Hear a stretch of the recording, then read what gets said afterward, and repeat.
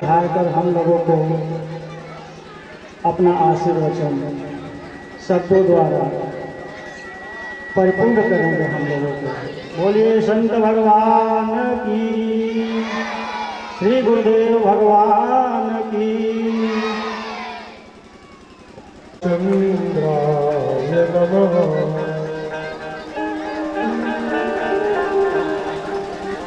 कृष्णाय वासुदेवाय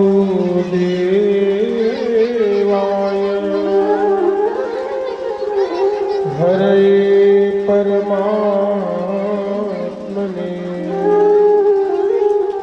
प्रणतक्लेशनाशाय गोविन्दाय नमो नमः। नाम संकीर्तनं यस्य सर्वपाप प्रणाशनं प्रणामो दुःखशमनस्तं नमामि हरिहरम्। आप सभी लोग आपस में बातचीत ना करें और 2 मिनट के लिए बड़े भाव से प्रेम से भगवान के पावन नाम का आप लोग आश्रय करें। नारायण गोविंद जय जय गोपाल जय।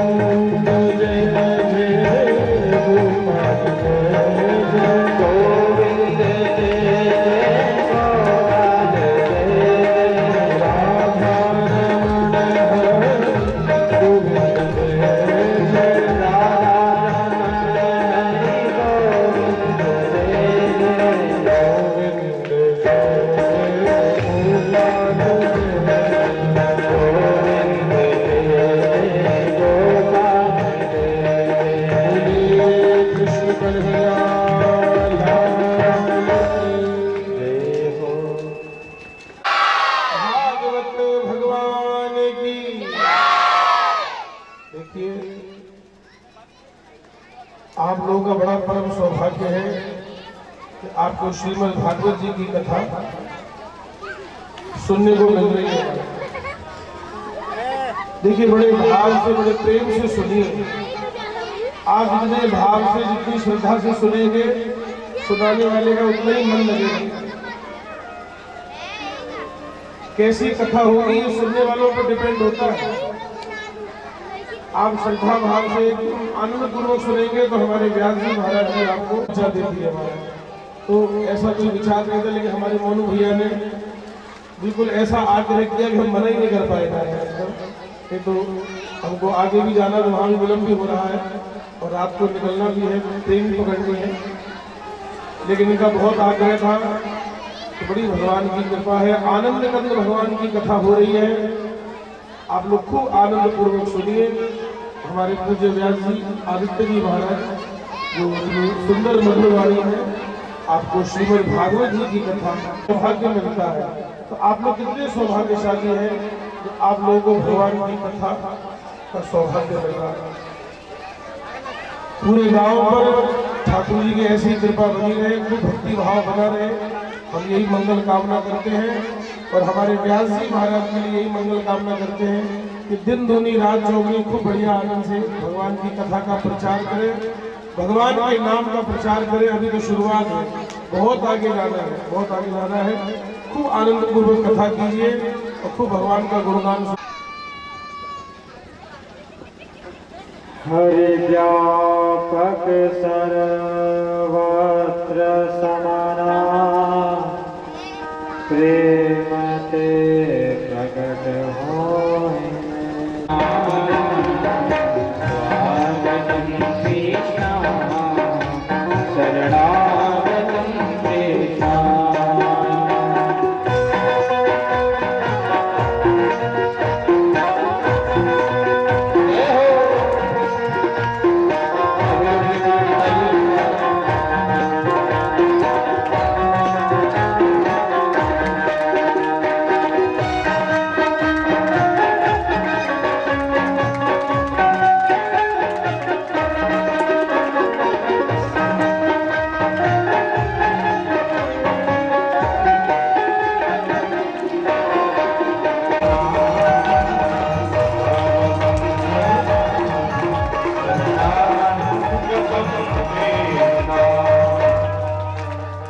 वृंदावन बिहारी लाल की भगवान कृष्ण भगवान की।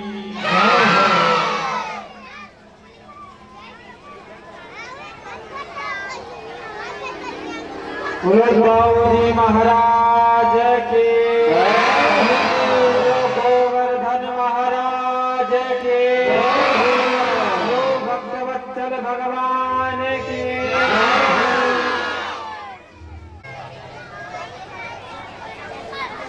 और देवकी वसुदेव ने भगवान को देखकर बड़ी ही सुंदर स्तुति गाई।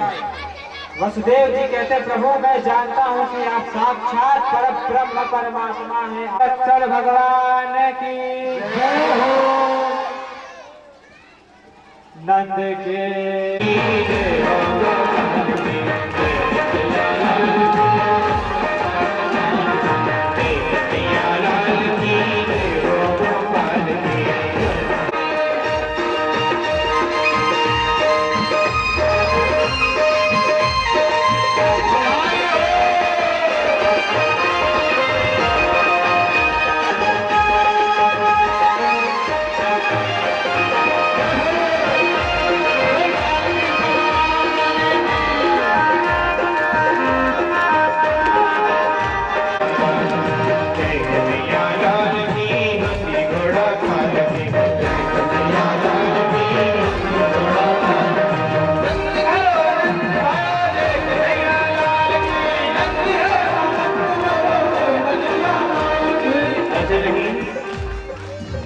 सभी लोग अपने यथार्थ स्थान पर खड़े हो जाते हैं, क्योंकि जब भगवान का जन्मोत्सव होता है तो खड़े होकर ही मनाना चाहिए। और अव्यवस्था बिल्कुल न बिगाड़े। जो व्यक्ति जो बच्चे अव्यवस्था बिगाड़ेंगे उन्हें प्रसाद नहीं दिया जाएगा। तो बड़े बड़े मीठा बने हुए हैं, तो अव्यवस्था कर बिगाड़ा सभी लोगों ने तो मीठा।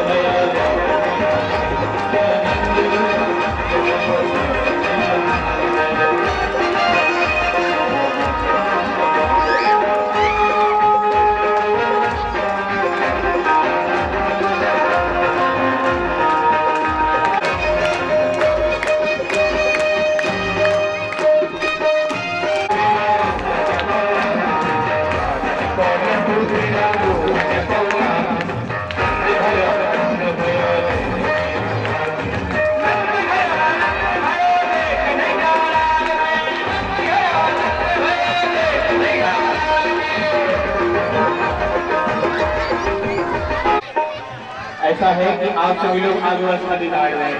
पंडित जी और एक वहां तक जाएगा, दूर के लोग आ रहे हैं। ये होता है भगवान का प्रसाद। पब्लिक कितनी ललायक है भगवान के प्रसाद का।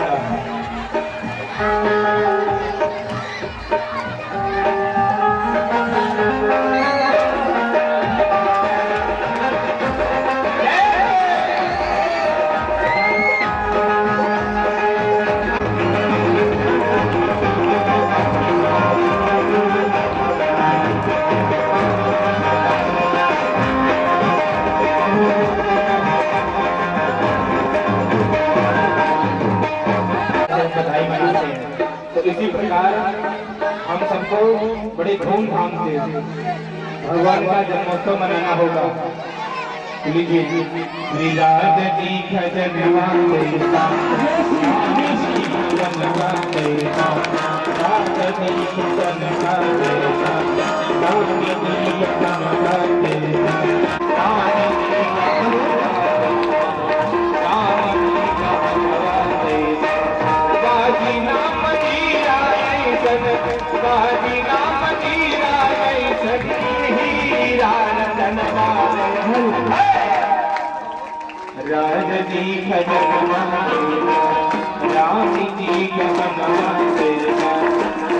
जी खजन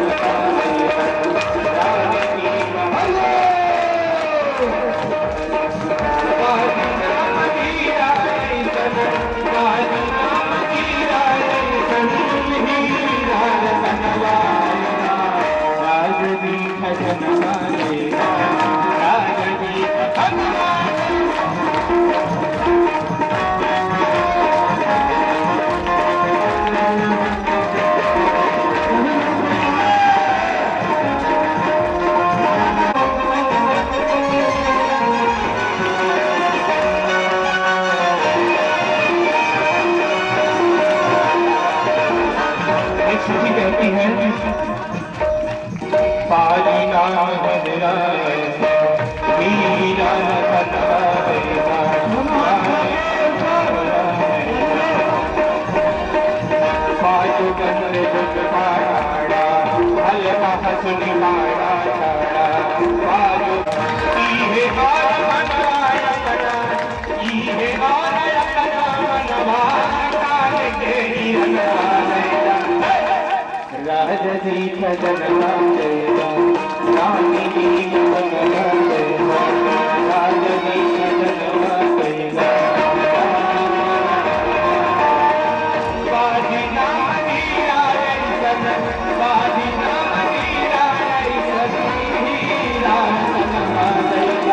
राजदी खजन रानी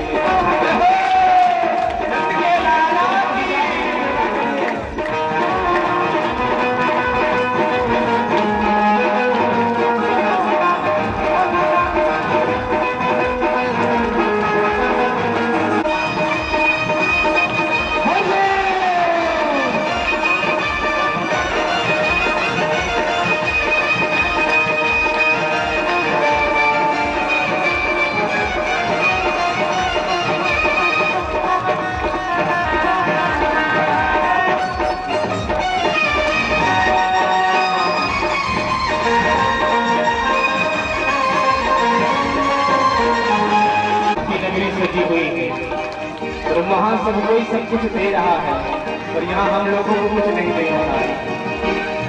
पाँव के पैजनिया दो, कमर का पैजनिया दो, पाँव पैजनिया दे, कमर का पैजनिया दे, पाँव पैजनिया दे, कमर का पैजनिया दे।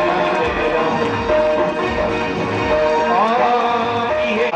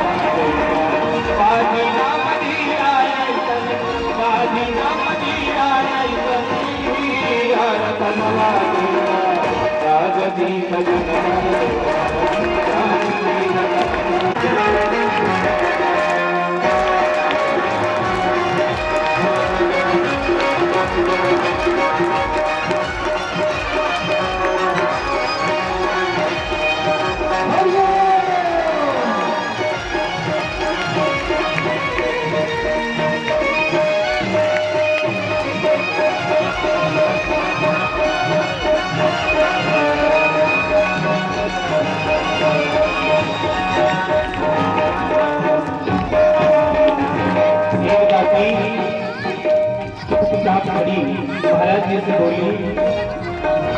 महाराज जी कहते हैं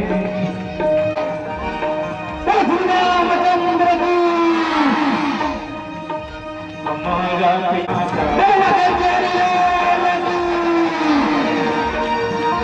और अव्यवस्था बिल्कुल न बिगाड़ी, क्योंकि अवस्था बिगाड़ेंगे तो हमारी ही अव्यवस्था बिगड़ेगी, किसी और की नहीं।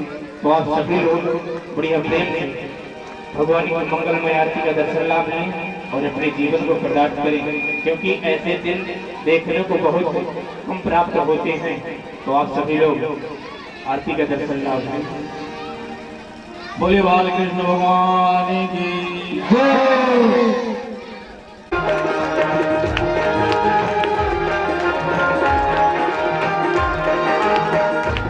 यशोदा को करम गुलारो बाबा की गोविंद के प्राण प्यारो।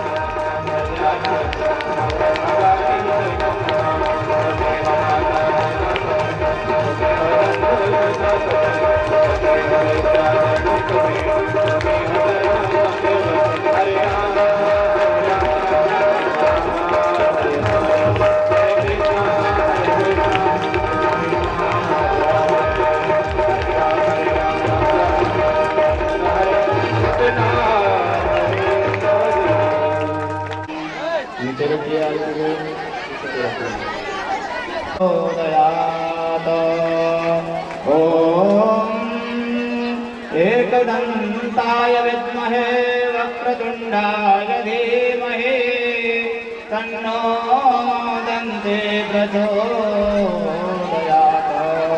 हरिः ओम्।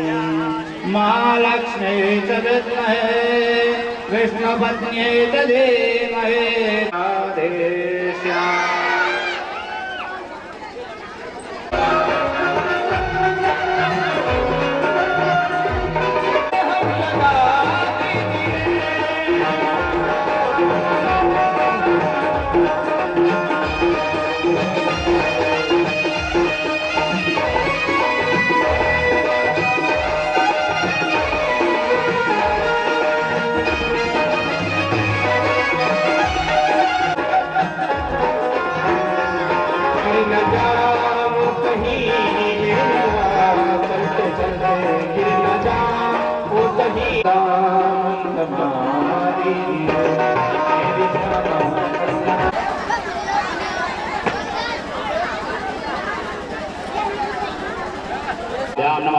ओम सजैवनंदनाभ्यां नमः। ओम मातृपितृचरणकमलेभ्यो नमः। ओम इष्टदेवताभ्यो नमः। ओम कुलदेवताभ्यो नमः। ओम ग्रामदेवताभ्यो नमः। ओम स्थानदेवताभ्यो नमः। ओम सर्वेभ्यो देवेभ्यो नमः। ओम सर्वेभ्यो ब्राह्मणेभ्यो नमः। ओम सर्वेभ्यो तीर्थेभ्यो नमः। स्वस्ति श्रीमन्महागणाधिपतये नमो नमः। ओम सुमुखश्चैकदन्तश्च कपिलो गजकर्णकः लम्बोदरश्च विकटो विघ्ननाशो विनायको धूमकेतुर्गणाध्यक्षो बालचन्द्रो गजाननः द्वादशैतानि नामानि अपठे यादपि पूजा सर्वकार्येषु सर्वदा धर्मकार्येषु सर्वदा। ओम गन्धाक्षतपुष्पाणि ओम कृष्णाय वासुदेवाय गोविन्दाय नमो नमः। श्री तुलस्यै च विद्महे विष्णुप्रियायै च धीमहि तन्नो वृंदा प्रचोदयात। गन्धाक्षतपुष्पाणिं समर्पये प्रसूरिः यश्वाय सजत्वरिर्विरुधपारैष्णव माल्यादीनि सुगन्धीनि माल्यत्यादीनि वै प्रभो मया हृतानि पुष्पाणि पूजार्थं प्रतिगृह्यतां मा चन्दनस्य महत्पुण्य। ॐ कस्तूरी तिलकं ललाटपटले वक्षस्थले संसारे करेगा करे जोड़ के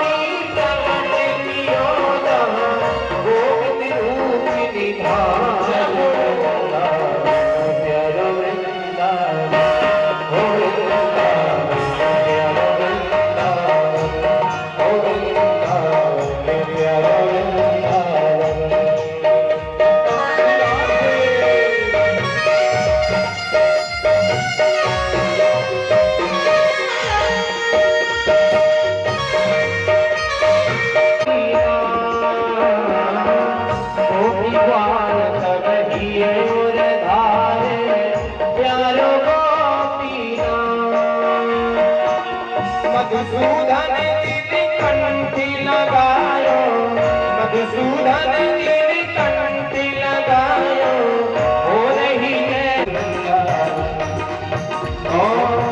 श्यामा हृदय कमल सोहग क्या, श्यामा हृदय कमल सोहग क्या, श्याम हृदय को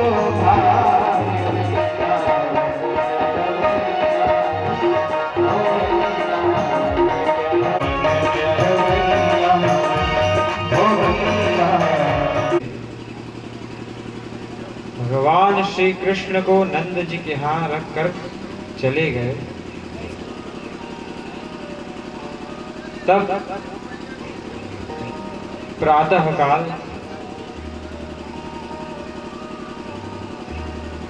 पूरा नंद गांव खिलखिला उठा। सब पूछने लगे,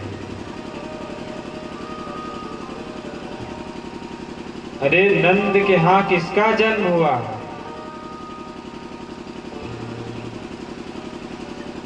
तो कोई महात्मा बोले साक्षात भगवान का जन्म हुआ। मानो भगवान ने ही साक्षात नंद बाबा के यहाँ जन्म लिया।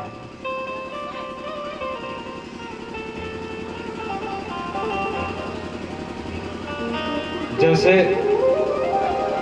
दशरथ जी के यहाँ जब राम जी का जन्म हुआ तो दशरथ जी को कितना आनंद था।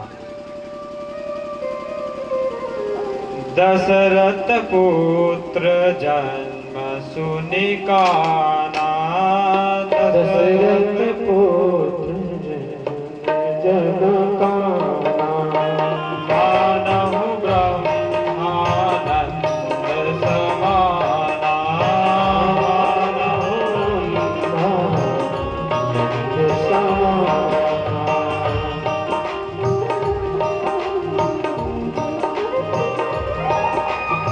दशरथ पुत्र जन्म सुनि काना, मानहु ब्रह्मानंद समाना, मानहु ब्रह्मानंद समाना। श्री राम जय राम जय जय राम, श्री राम जय राम जय जय राम, श्री राम जय राम जय जय राम, श्री राम जय राम जय जय राम, श्री राम जय राम जय जय राम, श्री राम जय राम जय जय राम, राम जय राम जय जय राम, श्री राम जय राम जय जय राम,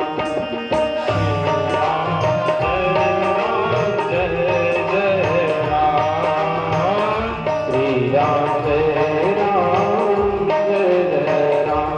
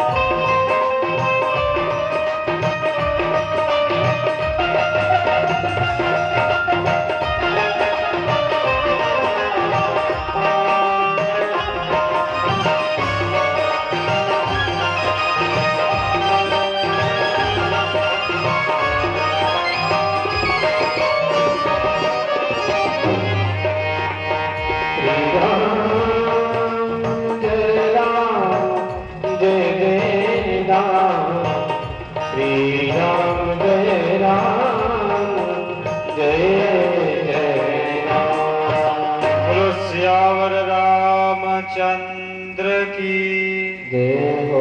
वहीं जब भगवान कृष्ण के रूप में आए नंद के घर, जो आनंद दशरथ जी को हुआ था वही आनंद अब नंद जी को भी हो रहा है।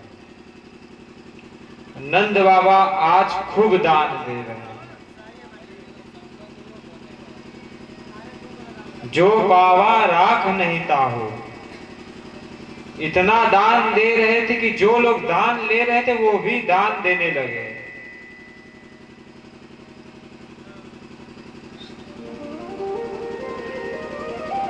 नंद बाबा को फिर याद आया कि इस बार कन्हैया के जन्म महोत्सव पर हम कंस को कर देना भूल गए।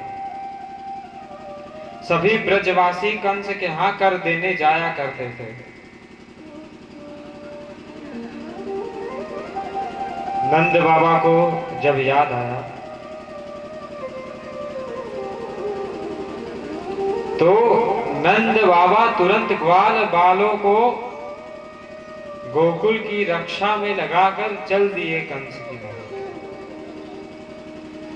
ग्वाल बालों को रक्षा में नियुक्त किया और जाकर के कंस को कर दिया। कर माने शुल्क, मुद्रा। और उसके पश्चात अपने परम मित्र वसुदेव जी के पास गए।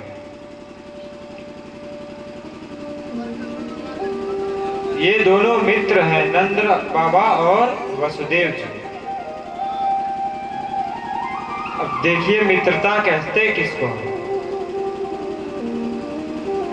नंद बाबा के मन में उत्साह है कि बेटे का जन्म हुआ है, और वसुदेव जी के मन में कष्ट है कि 6 के 6 बच्चों को कंस ने मार डाला।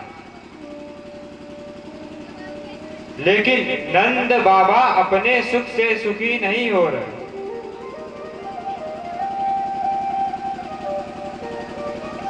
वो अपने मित्र के दुख से दुखी हो रहे हैं। नंद बाबा कह रहे हैं, भैया इस पापी कंस ने तुम्हारे सभी पुत्रों को मार दिया। एक दिन इस पापी के पाप का घड़ा अवश्य भरेगा और निश्चित ही ये मारा जाएगा। और वही वसुदेव जी अपने दुख को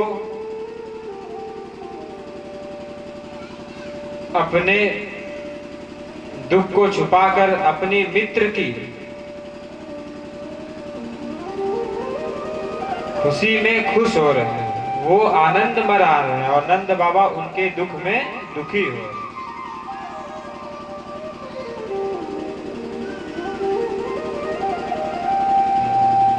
बोले, अरे मित्र, अरे तुम्हें तो बुढ़ापे में भगवान ने बेटा दिया, इससे बड़ी ठाकुर जी की कृपा क्या हो सकती। यही मित्रता का लक्षण है। मित्रता कैसी होनी चाहिए? अपने पहाड़ जैसे दुख को मिट्टी के कण के समान समझे और मित्र के मिट्टी के कण के समान दुख को पहाड़ जैसा समझे, उसको दूर करने का प्रयत्न करें। ऐसा मित्र होना चाहिए। और आज मित्रता की यह परिभाषा वसुदेव और नंद बाबा पर घटित हो रही है। वसुदेव जी ने कहा, बाबा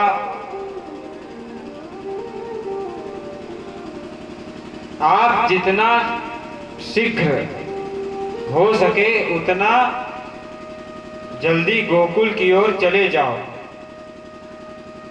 क्योंकि मुझे ऐसा आभास हो रहा है, ऐसा लग रहा है कि गोकुल में कोई भारी उत्पात मचने वाला है।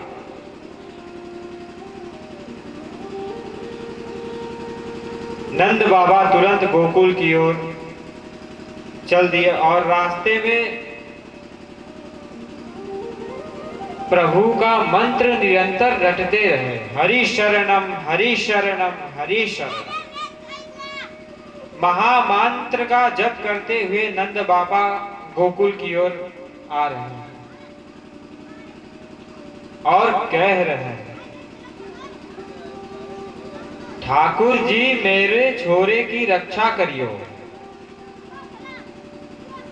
प्रभु मेरे बालक की रक्षा करना। ऐसा जाप करते हुए नंद बाबा गोकुल की ओर आ रहे हैं।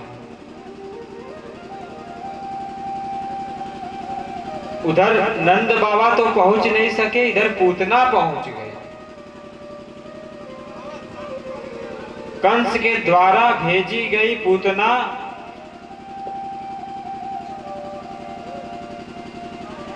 छोटे छोटे बालकों की हत्या करती थी। गोकुल पहुंच गए और गोकुल में प्रवेश किया तो पूतना ने देखा गोपियां बधाई लेकर जा रही हैं।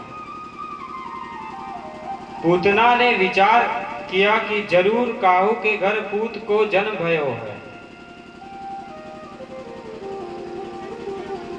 और मेरो तो नाम है पूत ना। सब गोपियां बधाई लेकर जा रही हैं, मैं भी इनके साथ चली जाती हूं। अब तो पूतना ने बड़ा ही सुंदर रूप बनाया और गोपियों के साथ चलने लगे।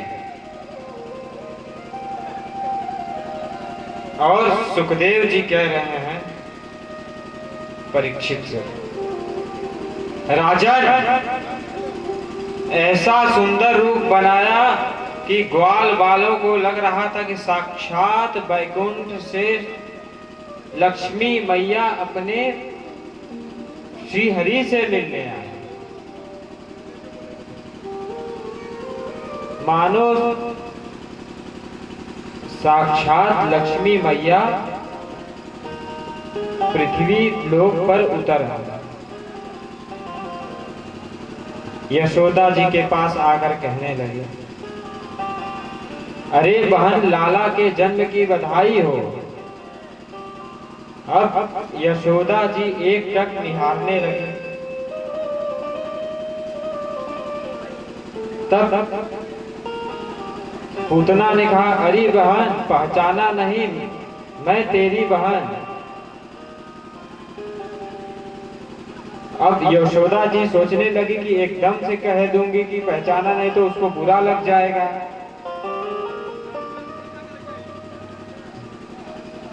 यशोदा किसे कहते हैं? यशम ददाती, जो सबको यश प्रदान करती हो उसको कहते हैं यशोदा। तो यशोदा जी ने विचार किया कि सीधे सीधे मना कर दूंगी तो बुरा मान जाएगी, इसलिए यशोदा जी कह रही हैं, अरे बहन तू तो लाला को आशीर्वाद देकर आ, उसके बाद हम बैठकर बातचीत करेंगे। और मिल गया मौका पूतना को।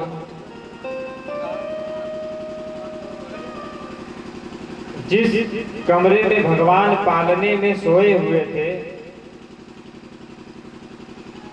उसी कक्ष में वे प्रवेश कर गए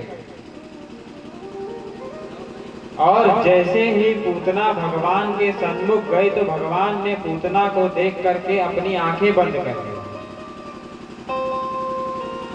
सारे जगत के स्वामी जगत नियंता भगवान ने जब पूतना को देखा तो नेत्र बंद कर लिए। अब बात उठती है कि भगवान ने पूतना को देखकर अपना नेत्र क्यों बंद किया? इस पर संतों ने बड़ी ही सुंदर भाव दिया। देखिए पूतना है तो राक्षसी, लेकिन रूप अपना बड़ा सुंदर बना करके आई है।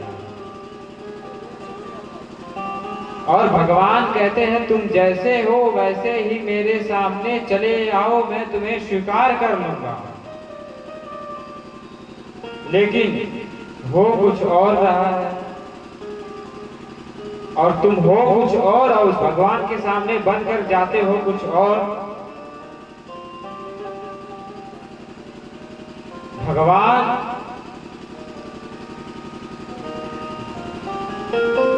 कहते हैं अगर मुझसे भी छल कपट करोगे तो मैं स्वीकार करने वाला तुम्हें नहीं हूं। ये बात स्पष्ट रूप से भगवान ने कह दिया। निर्मल मन जन सो मोहि पावा। लेकिन हो कुछ और रहा है और तुम हो कुछ और उस भगवान के सामने बनकर जाते हो कुछ और। भगवान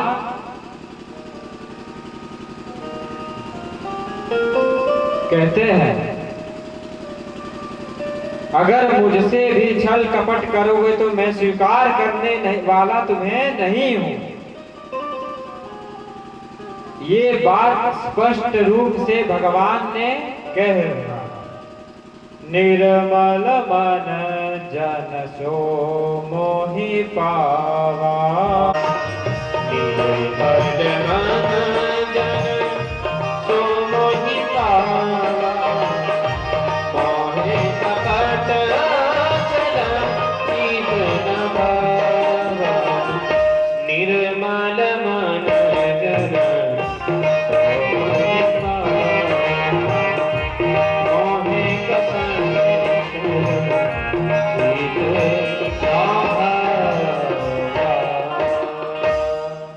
भगवान कहते हैं कि निर्मल मन वाले व्यक्ति नहीं, और यदि एक बार भी मन तुम्हारा एक क्षण के लिए भी निर्मल हो गया तो भगवान को किसी मंदिर मठ में ढूंढने की जरूरत नहीं पड़ेगी। कहत कबीर कबीर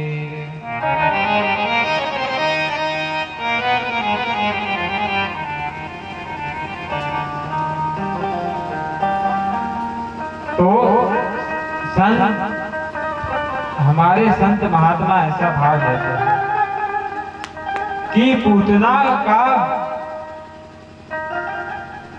जो देखकर भगवान श्री हरि ने अपने नेत्रों को स्वतः ही बंद कर लिया।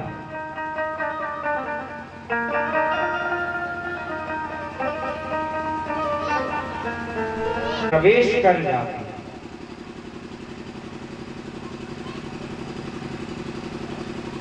तो पूतना चतुर्दशी के दिन आई। जब पूतना आई तब गाय अपना जो चारा होता है वो चरने गई।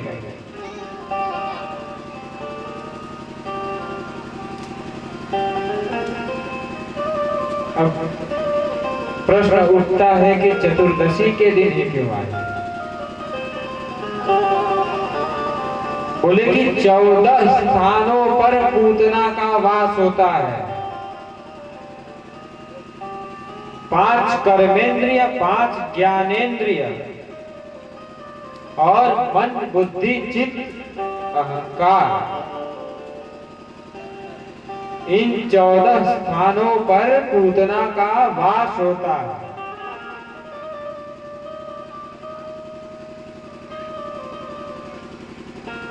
जब वासना अपनी तरफ आए तो दृष्टि को या तो भगवान की तरफ कर लो या भक्ति की तरफ कर लेनी चाहिए।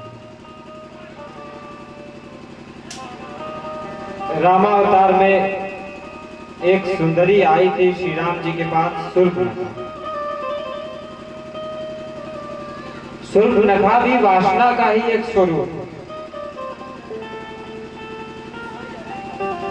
राम जी से जब उसने आकर के कहा तुम सम पुरुष न मोसम नारी। तो राम जी ने उत्तर दिया, लेकिन शूर्पणखा की ओर एक बार भी नहीं देखी। उत्तर वो किसको दे रहे हैं? सीता मैया। सीता ही चीत ही कहीं प्रभु बाता, सीता ही चीत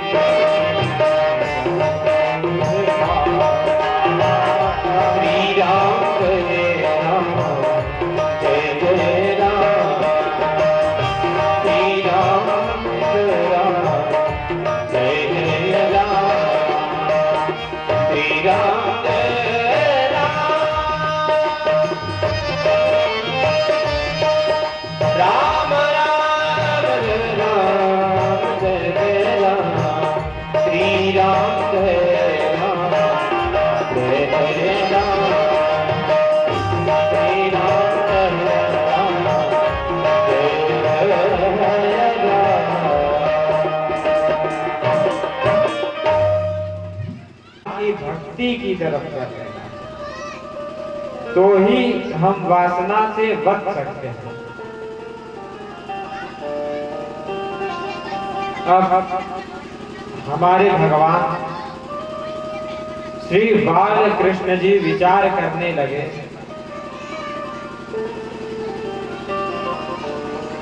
जब रामावतार में शूर्पणखा आई थी तब हमारी श्री देवी हमारे साथ में थी। उनको देखकर मैंने काम चला लिया और इसे कृष्णावतार में राधा जी का तो दूर तक पता नहीं है। जब तक देवी जी पास में है ही नहीं तो क्या करें? तो विचार किया कि नेत्र ही बंद कर लो। इसलिए पूतना को देख कर के भगवान ने दोनों नेत्रों को बंद कर दिया। मानो भगवान विचार करने लगे, हम आए थे गोकुल में माखन मिश्री खाने, तो माखन मिश्री तो मिला नहीं, पूतना मौसी पहले ही आ गई।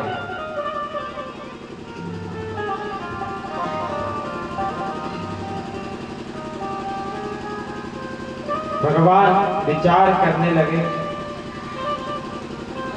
मुझे भगवान को सब पता था पूतना किस लिए आया। तो भगवान विचार करने लगे कि मुझे तो विष पीने का अभ्यास ही नहीं है। विष पीने का अभ्यास तो भोले बाबा को बड़ा ही सुंदर है।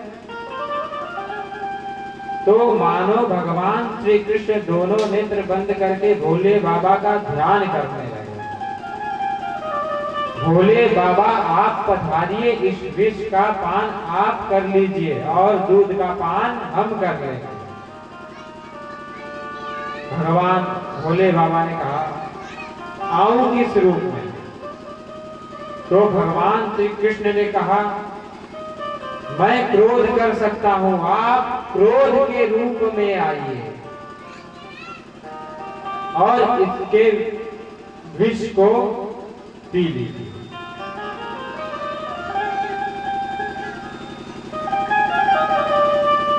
तो ये क्रोध भगवान शिव का ही एक स्वरूप माना जाता है। पूतना ने देखा कि बालक सो रहा है, तो साधारण बालक समझ करके पूतना ने जगदीश्वर को गोद में उठा लिया। अब सुखदेव जी कहते हैं परीक्षित है राजन, जैसे कोई रस्सी के भ्रम में सर्प उठा ले, इसी प्रकार अनजाने में पूतना ने साधारण बालक समझकर श्री जगन्नाथ जी को उठा।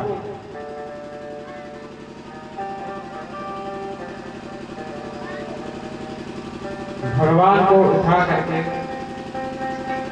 विष लगे हुए स्तनों का पान कराने लगे। तो भगवान ने पहले उसके विष का पान किया, फिर दूध का पान किया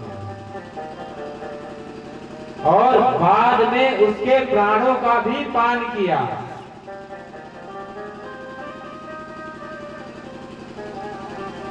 जब भगवान उसके प्राणों का पान करने लगे तो वो लगी चिल्लाने, छटपटाने।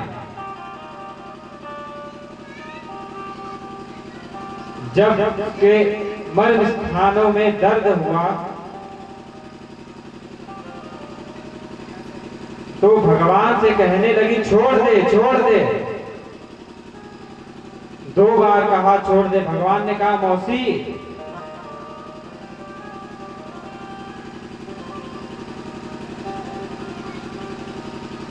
आपने भगवान राम से तो यही सीख नहीं ली। पहले तो किसी को पकड़ते नहीं हैं प्रभु, यदि एक बार किसी को पकड़ लिया तो जीवन में उसको कभी नहीं छोड़ते।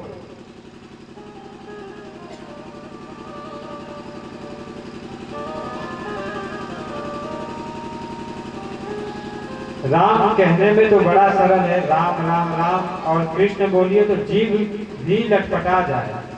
तो कृष्ण के क के नीचे जो बंसी के समान डी है लगी हुई है, ये बंसी यदि एक बार हृदय में चिपक गई तो जीवन से कभी नहीं निकलती, हमारा उद्धार करके ही छोड़ती। भगवान कहते हैं कि मौसी, हम तो पकड़ना सिर्फ जानते हैं, छोड़ना तो हमें आता ही नहीं।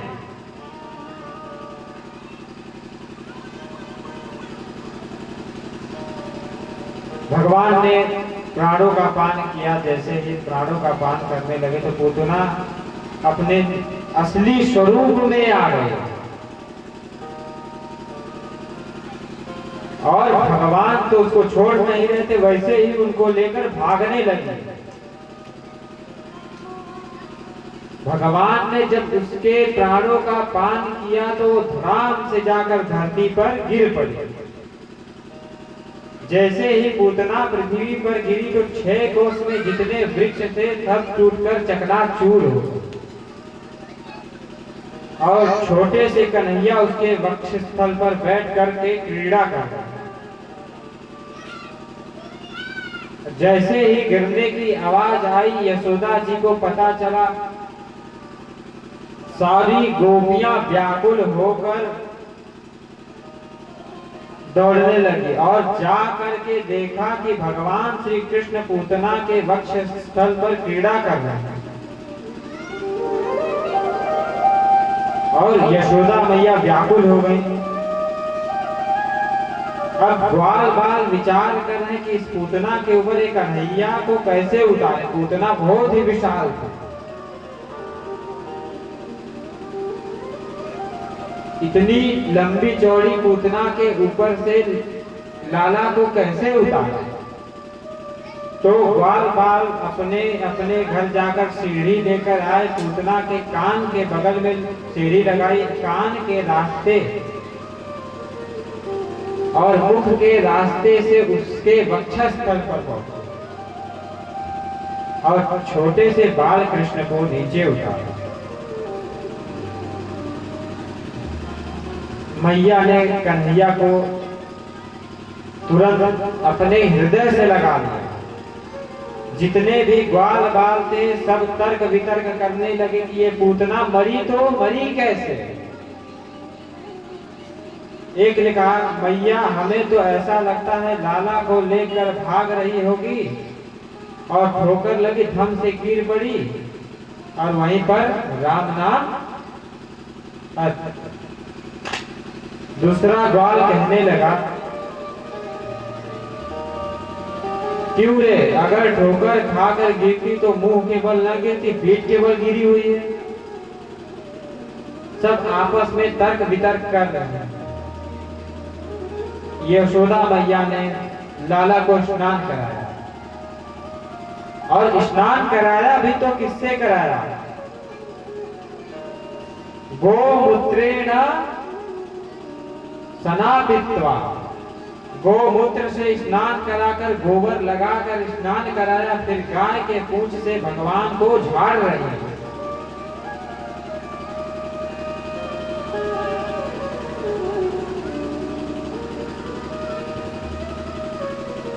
भगवान का ही नाम लेकर वो कह रही है, हे भगवान ऋषिकेश, मेरे लाला के इंद्रियों की रक्षा करें। भगवान नारायण मेरे लाला के प्राणों की रक्षा करें। श्वेत द्वीप के अधिपति मेरे लाला की चित्त की रक्षा करें। कोई तिरछी नजर से न देखो।